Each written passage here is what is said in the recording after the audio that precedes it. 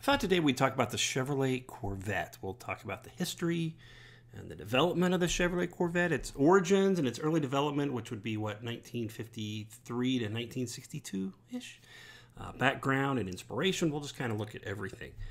So the Chevrolet Corvette was born out of a desire to compete with European sports cars, which were gaining popularity in the post-World War II era. American servicemen returning from Europe were bringing back with them these lovely, and their love for these sporty, agile European cars, such as like the Jaguar XK120, the MG TD, and recognizing this trend, General Motors saw an opportunity to create an American sports car, a car that could rival those imports from Europe, and maybe hit that love of sports cars.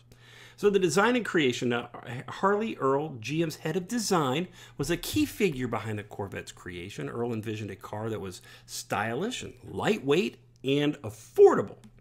Keep that in mind. In 1951, he began developing a concept car, which culminated in the debut of the EX122 prototype at the 1953 GM Motorama, held at the Waldorf-Astoria Hotel in New York City. The car received a positive reception, leading GM to decide, hey, why don't we fast track this bad boy into production? So, introduction and early models.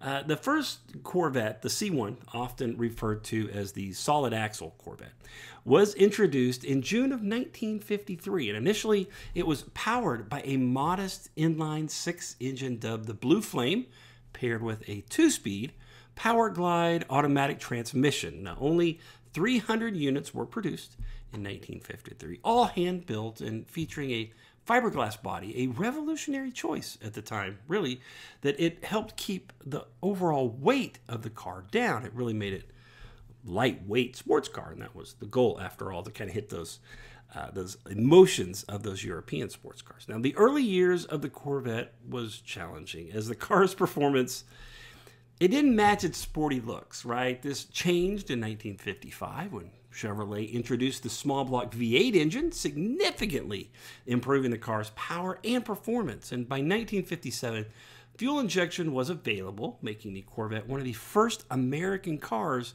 to offer this technology. Now, the Stingray era, that's 1963 through 1967.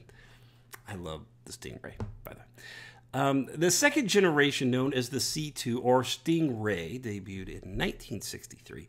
This model was a complete redesign, featuring a more aggressive and aerodynamic body. The design was heavily influenced by the racing world, with input from Zora Arcus Duntov, a Belgian-born engineer who is often referred to as the father of Corvette. The C2 introduced independent rear suspension and offered various high-performance engines, which really gave it that performance and that power that it needed. So the C2 Stingray also marked the Corvette's entry into serious racing. Models like the Grand Sport, through production in limited numbers, showcased the car's potential on the track and helped build its performance reputation. And it was gaining a reputation. Now, the expansion and evolution, the 1968 through 1982 Corvette, was the C3, the third generation, the C3. Well, it continued the Stingray name, now a single word. Before it was two words, and it was a single word. It featured a more futuristic design with a prominent Coke bottle curves. The C3 era saw the introduction of T-top removable roof panels, and continued to evolve with various engine and overall performance upgrades. You could make a lot of choices during that time. Now, had to start thinking about emissions and regulations. That was all hitting right in the 70s. So the 1970s brought challenges due to stringent emission regulations and the oil crisis. These factors led to a reduction in engine power and a focus on fuel economy. Kind of tough for a sports car. Now, despite these challenges, the Corvette maintained its status as a desirable sports car through continuous refinement and updates. They did a lot of refinement and updates during that time. So then you move into the modern advancements. That would be 1984, maybe through present. The C4, the fourth generation, the C4, 1984 through 1996, represented a significant technological leap with an all-new chassis, modern design, and digital instrumentation. It offered better handling and aerodynamics, and it reintroduced high-performance variants, ones that had kind of gone away, like the ZR1, which featured a Lotus-designed dual overhead cam V8 engine.